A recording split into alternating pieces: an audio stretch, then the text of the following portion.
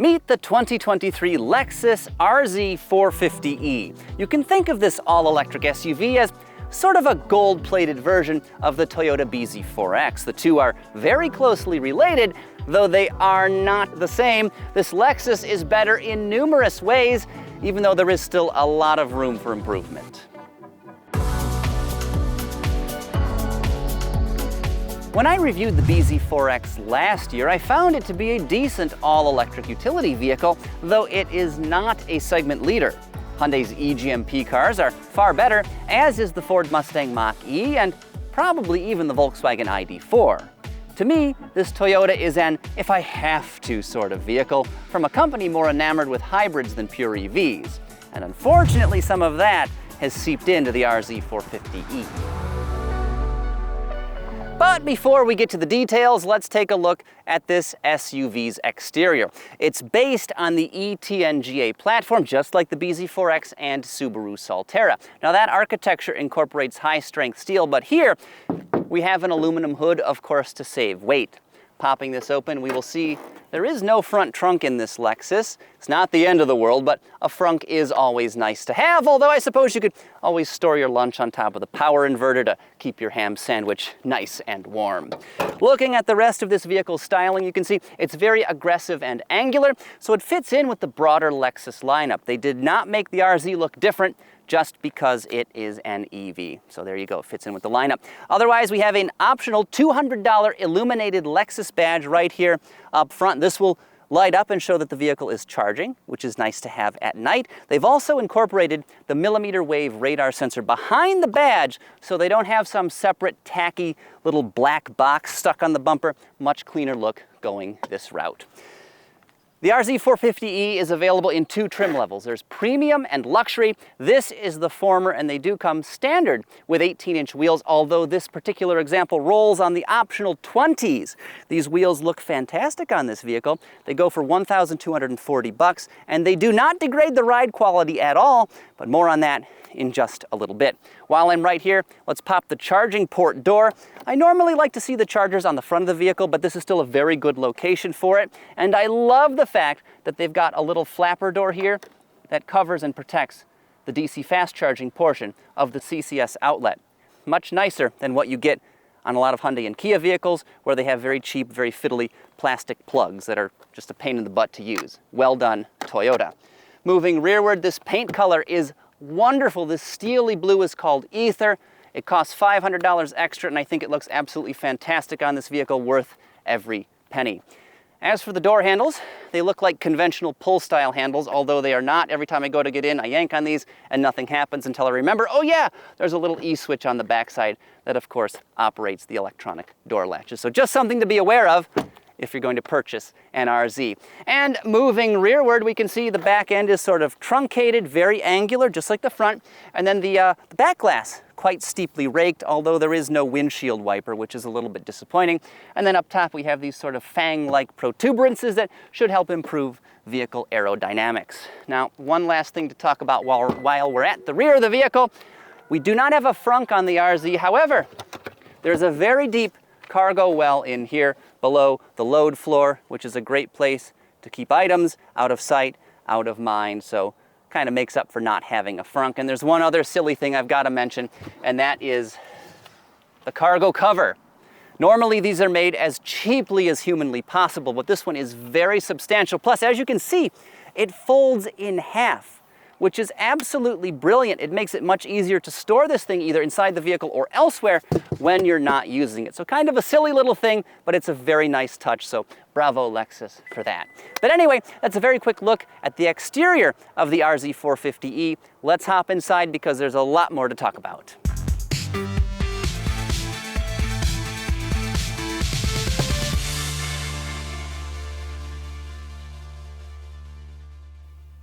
No surprises here. The RZ 450e's interior matches its exterior. The overall look is chiseled and quite angular. Build quality, of course, is excellent, and the materials used are very good, though they're not quite as opulent as what you get in the Genesis electrified GV60. That is just a little bit more premium. As for comfort, these front seats are great, no complaints at all, and there's plenty of room in the back seat for 6-foot-tall passengers. Of course, a few different interior color schemes are offered. This particular vehicle is fitted with Thunderstorm and Macadamia, which is sort of like a dusty grayish blue with beige, though Palomino is available, which is like a charcoal and tan, and then there's Dapple Gray, which is basically just dark on dark. This Lexus also comes with a very nice 2-panel glass roof, though be aware there are no shades, so if glare is a problem for you, like it is for me, you might want to consider another vehicle, or at the very least, buy the RZ450e luxury trim, which is available with a dynamic sky dimmable roof. Overall, the interior design is very driver-focused. The dashboard is tall. It feels like you sit very low in this vehicle. You don't, but it feels like you do, which makes the space seem very isolating and cocoon-like. Unfortunately, outward visibility isn't all that great. This vehicle has gigantic roof pillars at the back, plus you can't really see the front corners or where the bumper ends, which is a problem, though the RZ450e does come standard with a lovely 360-degree camera system that makes parking much easier.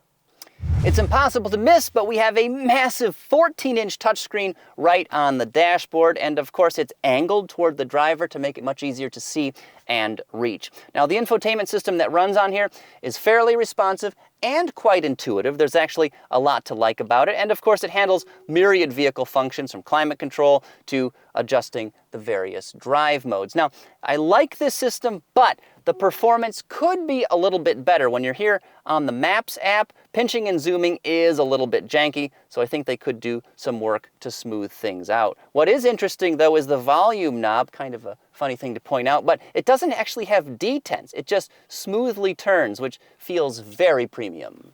Other goodies include wireless Apple CarPlay and Android Auto. We also have a wireless device charging pad at the front of the center console here. There's a head-up display, which is very nice and part of the $1,425 tech package. And then this vehicle comes with a whopping 5 USB Type-C ports, 3 up front and 2 at the back. So there's no excuse for your phone to ever run out of juice. I guess unless you forget to bring a cable along, then you'll all be fighting over the wireless charger, but that's not my problem. Just like on the outside, we have electrically operated latches. You push a button to open the door, or in an emergency, you can double pull this little lever to get out if there's no power. A very slick and clever design. Optionally, the RZ can be fitted with radiant heaters. They help warm your legs in cold weather to reduce HVAC usage and, of course, improve vehicle range. There's a heating pad right here, and then one on the passenger side of the dashboard as well. And this is one reason why this vehicle doesn't have a glove box, although company reps do say the absence of a glove box helps improve legroom on the passenger side of the vehicle here. Now, offsetting that deficit, they do have some additional storage space underneath the center console. Dynamically, this Lexus impresses. All-wheel drive is standard, and that comes courtesy of 2 electric motors. We have a 150 kilowatt unit up front and an 80 kilowatt dynamo at the rear. And that's sort of a different formula from what most automakers seem to do. Typically, they put the smaller motor up front and the bigger one at the back, but Lexus has obviously turned that strategy on its head. Regardless, you get a system output of 308 horsepower and around 321 pound-feet of torque, which is enough to get this SUV from 0 to 60 in 5 seconds flat, so you are never wanting for performance in the RZ. Those motors are juiced by a 71.4 kilowatt-hour lithium-ion battery pack, and it DC fast charges at up to 150 kilowatts, which is a good performance in 2023, though it is far from segment leading. As for the BZ4X, front drive versions do top out at 150 kilowatts, although the all-wheel drive model has a different battery pack, which can only DC fast charge at 100 kilowatts. Anyway, Lexus says this vehicle should be able to go from 0 to 80% in about 30 minutes, which is not too shabby. However, getting from 0 to 80% in the all-wheel drive BZ4X, which we tested last year, took around 65 minutes, so this Lexus is a vast improvement over the Toyota. But what is the range? Well, in short, it's bad, because with 18-inch wheels, this thing will only go 220 miles on a charge. If you opt for 20s, that number drops to just 196, which is worse than the BZ4X. And those are simply not competitive figures in this day and age, not when an electrified GV70 will do 236 miles on a charge, or the Nissan Ariya Platinum Plus E-Force will do 267, or the Cadillac Lyriq all-wheel drive is estimated at 307. So the RZ, it's just not competitive when it comes to range. I'm sorry. I shouldn't be sorry, it's not my product, but I do feel bad for them.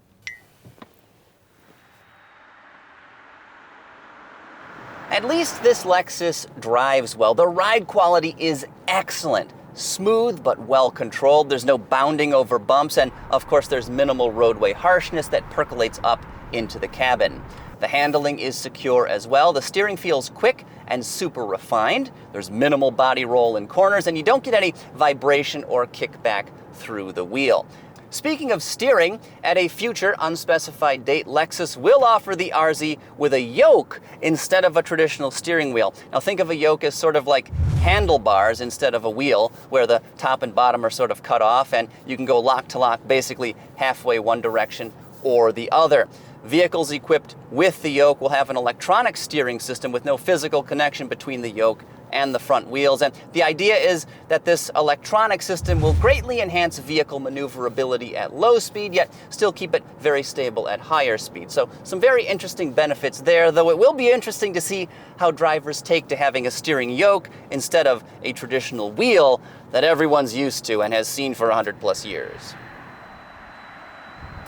Curiously, this vehicle does not have a dedicated one-pedal driving mode, though it does offer something that is about 90% there. Basically, what you can do is adjust how aggressive the regenerative braking is by clicking one of the paddles here on the steering wheel, and then you can turn on the automatic brake hold function, which will hold the vehicle when stopped. You just click a button here on the center console to enable that, so you're getting about 90% of the functionality offered by a regular one-pedal driving mode. Like practically every other vehicle these days, the RZ450e comes with several different driving modes. There's normal, eco, range, sport, and then a custom setting that, of course, lets you adjust several different vehicle parameters. Now, normal, as it suggests, is perfect for everyday use, and that's what I'm in right now, although we also have eco and range. The former makes the powertrain noticeably less responsive and restrains the HVAC system to help get a few more miles out of the battery, and then range optimizes the vehicle for long distance driving, and it actually turns the HVAC system off. So if you're going on a road trip, you might want to click it over into the range setting to get as many miles as you can, because you've only got 196, remember that.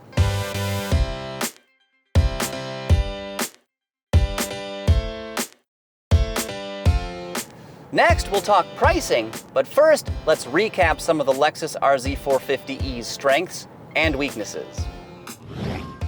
So, this all-electric SUV is quiet and comfortable with a cocoon-like cabin. The dynamics and performance are praiseworthy.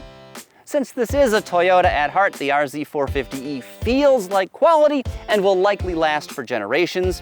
And then the ride quality is excellent, smooth, yet very well controlled. When it comes to downsides, there are a few. This one is subjective, but as with other Lexus models, the in-your-face styling will not be to everyone's liking. The lack of a front trunk and especially glove box are odd choices. Outward visibility is a little bit compromised, and the range, well, it's not good at all.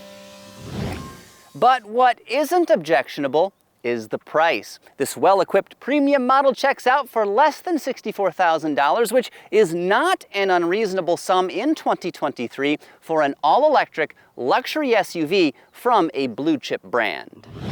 With a base MSRP of right around 60 grand, that bottom line number includes the tech package, swanky 20-inch wheels, a fancy paint job, $200 each for the cold weather package, digital rearview mirror, and illuminated front badge.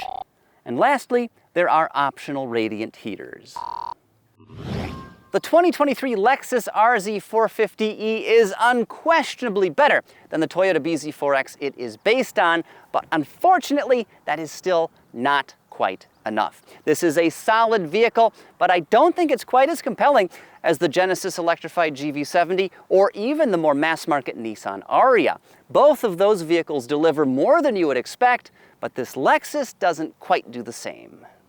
watch my full review of that Genesis electrified GV70 I just mentioned. You know, this all-electric SUV wows in so many ways, it might just surprise you, so click here to check that video out now.